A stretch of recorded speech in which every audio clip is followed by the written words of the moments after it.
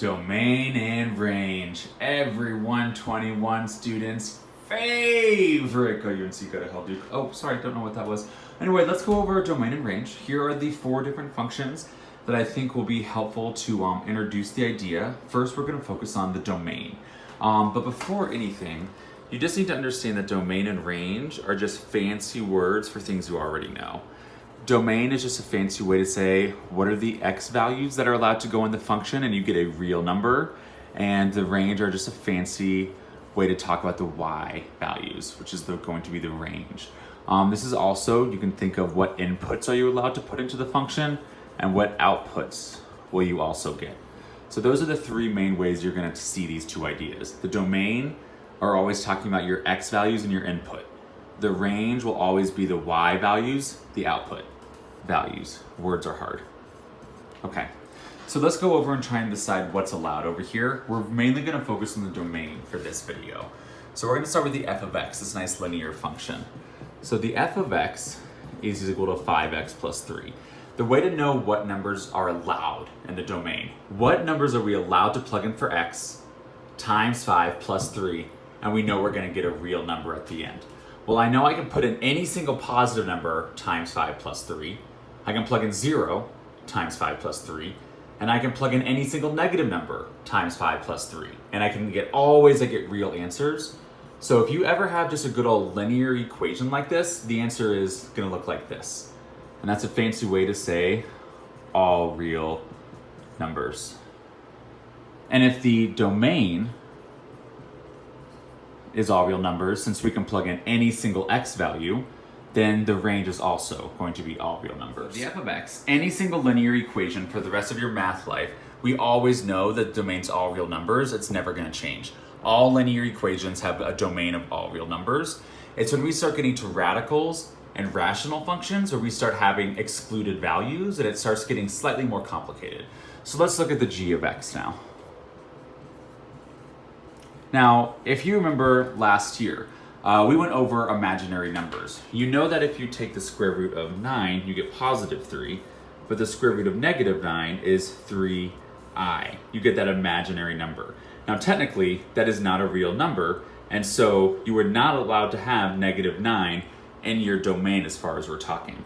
We know how to do the math to do imaginary numbers, but you are not allowed to have imaginary numbers get produced when we're talking about the domain.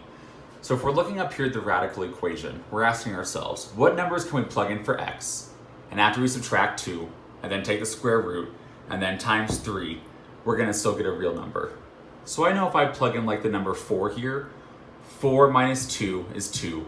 The square root of 2 is some positive number, times 3 is some positive real number. So I know that one works. If I plug in 10, 10 minus 2 would be the square root of 8. That would be a positive number, times 3, still a positive real number. So all of those look okay. But what if I plug in like 0? Well, 0 minus 2 is negative 2. And I can't take the square root of a negative because I know I can't get imaginary numbers. So I'm already going to say it can't be equal to negative 2, or sorry, to 0 we said. Because if I plugged in 0, I get negative 2 underneath. But what if I plug in a 1? 1 minus 2 is negative 1, so 1 also isn't allowed. What about the number 2? 2 minus 2 is 0. The square root of 0 is fine, so 2 is allowed. So far, we're getting kind of close. We know it can't be 0, we know it can't be 1, it's allowed to be 2. So we're kind of getting there. We know that x has to be greater than equal to the number 2. Because if I plug in 2, 2 minus 2 is 0, and we're totally okay with that. If it's a bigger number than 2, like 3, 3 minus 1 is positive, we're good to go. But if it's a smaller number than 2, like 1 or 0, we know we get a negative imaginary number and it's not allowed. So the domain would look like this. X has to be greater than 2 here. So linear equations are going to be all real numbers. With radicals, you have to figure out what's the last number you can plug in and still get a nice either 0 or positive. The number 2 is the last number I can plug in here. 2 minus 2 is 0. I'm allowed to take the square root of 0. I can't go any lower than that. So my domain x has to be larger or equal to 2 to get real numbers. So now let's look at the rational function.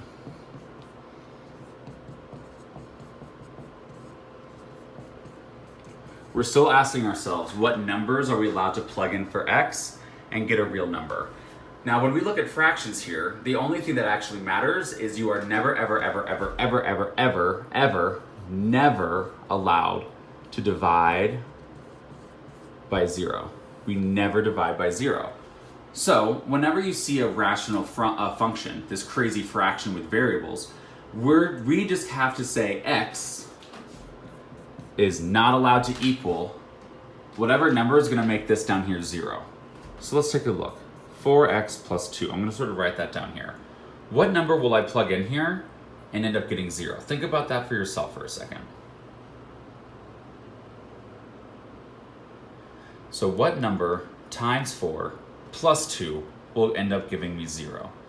Well, I know that in order to get 0 eventually, after I add 2, this will have to be some negative number. So what times 4 is negative 2.5? 4 times negative 0.5 is negative 2. Negative 2 plus 2 is 0. So I know x cannot be negative 0.5 or, negative 1/2. And since there's only one number that you can plug in to get 0 downstairs, there's only one number that's excluded. So x is not equal to negative 1/2, and that would be the only thing you need for the domain. That's the only number where if you plug it in, you divide by 0 and destroy the planet. So that's the only number that's not in the domain. If you notice in that problem, we ignored the 3x plus 1. We only focused on the denominator to get our excluded value for the domain. Now, we have to pay attention to the numerator if and only if you see that square root radical. If it's just nice linear 3x plus 1, we're good to go. But once we see that square root, we have to remember how we learned about g of x. Because now, everything we learned about g of x and h of x are going to come up with the t of x. Oh, is that James helping? Oh, you helping with some math, James? Thank you. Okay, now let's get back to the t of x. Focus, guys, come on. Okay, so the square root of x plus 5 over x minus 6. Now I want to show you two other ways that you can think about problems like the g of x and h of x as we go through this combo one. So let's first talk about this top one, the square root of x plus 5. Now I know I'm not allowed to get a negative number underneath my square root. So I ask myself, what's the last number I can plug in for x and get 0 or a positive number? The guaranteed way to do that is to take that x plus 5, and we know no matter what, in order to get a real number, our answer has to be greater than or equal to 0. So now I have a little inequality to solve. I'm going to subtract that 5, and we get our first part of the domain.